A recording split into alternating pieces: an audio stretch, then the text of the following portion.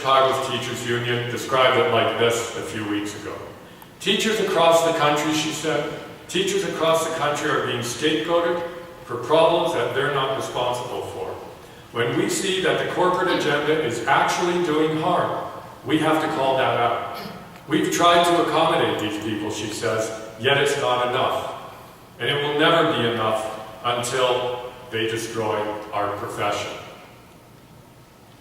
Now, I don't think Karen Lewis is exaggerating when she says that the corporatizers and the privatizers want to destroy the teaching profession. Because if you just look at it logically, from the bottom line perspectives of these big for-profit, sometimes transnational, publicly traded companies, it makes perfect sense that they would want to destroy the teaching profession as we know it today.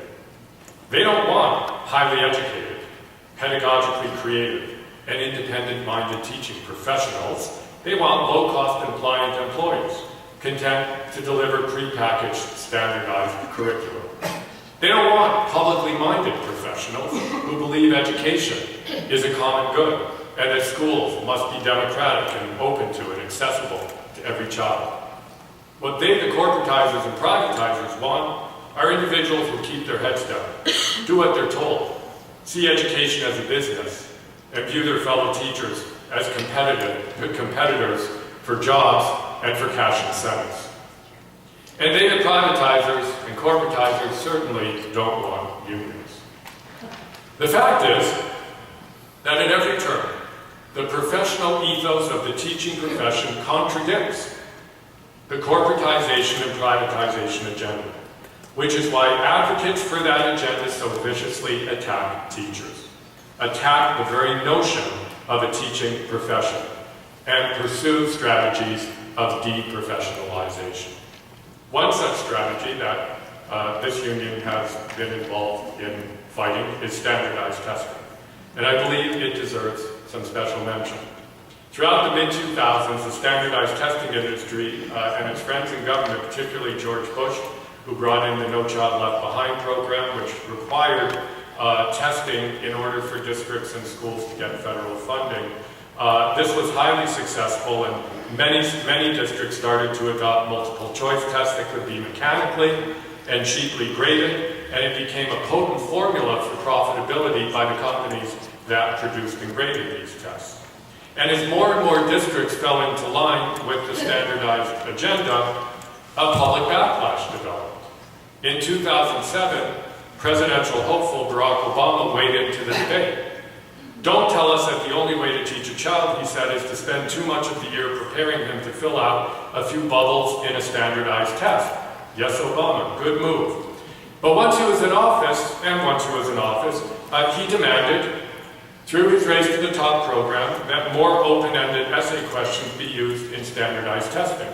But what he didn't demand was that standardized testing be done in schools by teachers. He left in place this whole idea that corporations would be producing the tests and grading them.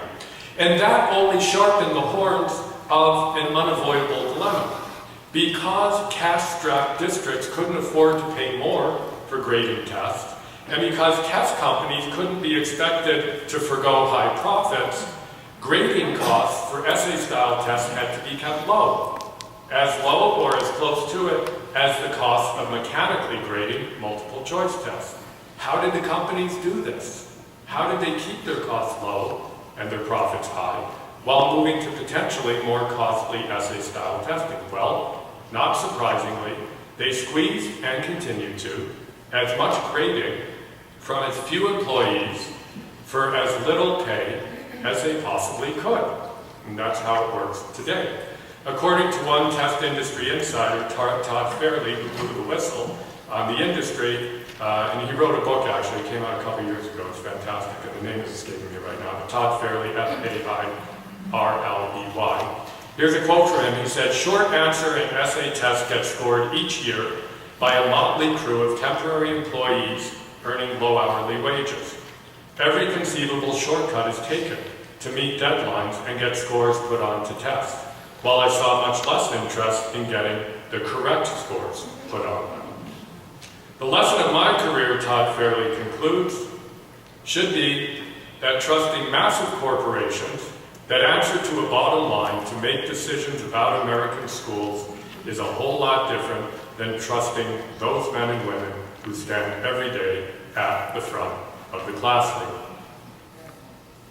Now, as I've been describing, it's distrust of those very men and women, of teachers. It's disrespect for those very men and women that is largely driving and being used to justify the move towards standardization, towards privatization, and towards corporatization.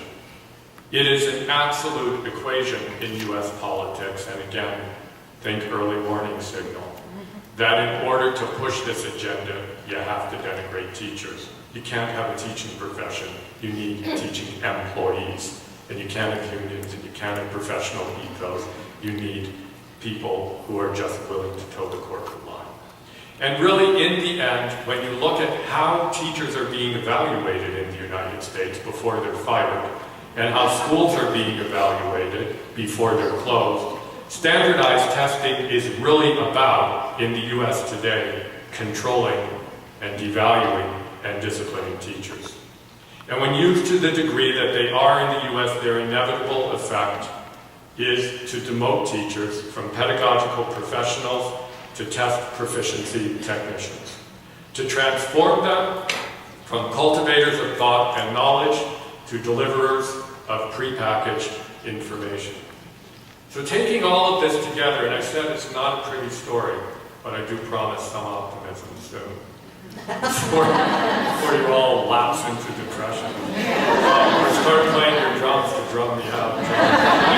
So taking all of this together, standardization, privatization, corporatization, taking it all together, it's a bleak situation in the United States today.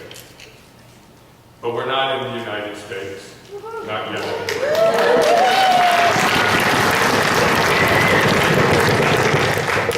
We're in British Columbia and Canada, and the good news is that things are not as bad here as they are in the United States, and we should be grateful for that. And we should be grateful for this union because honestly, especially over the last 12 years or so of governments formed by the party that starts with a capital L, I think I'm not supposed to be partisan.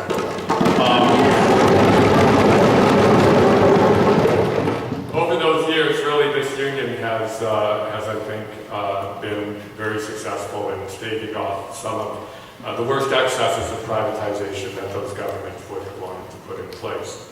So that's the good news. Where there's good news, of course, there's bad news. And the bad news is that there is a real risk. There is a real risk in this province and in Canada that things could get worse. That US-style privatization could come our way. Whenever I speak to people from the US education industry and I say, hey, so what about Canada? You got to come up there? Because when I do interviews, I don't say, hi, I'm the fire-breathing, anti-corporate Joel Bakan. I say, I'd like to talk to you about something. It's really cool what you're doing privatizing. It's going to be. So I say to them, so hey, you're coming up our way, and they always say, oh yeah, for sure. That's a big market for us, and we want to get our hands on it. And we've got NAFTA, and we've got various other mechanisms that will force us in if governments resist. And so they're going to definitely make a play, as they are for public libraries, the big library service organizations in the US. And in Toronto, the wonderful Ford brothers were very close to cutting a deal with one of the largest providers of library services, but there was Margaret Atwood and others led a charge against it, and thankfully it didn't happen, not yet. But we have to be vigilant. We have to, as I said, treat the US as an early warning signal because our governments in this province, and I wish I didn't have to say this. I wish the last election had gone a little bit differently. Though I would have had to rewrite my speech, but